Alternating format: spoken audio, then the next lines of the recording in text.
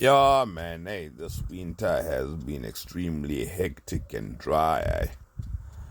We have to now supplement the animals because there's nothing coming out the camps. But we try to irrigate the camps so we can see what we can get out of it. Hey, we're hoping that we can get as much as we can. But then again, when you look at the body condition of our animals, you'll see that we're fighting. So we keep the fight going.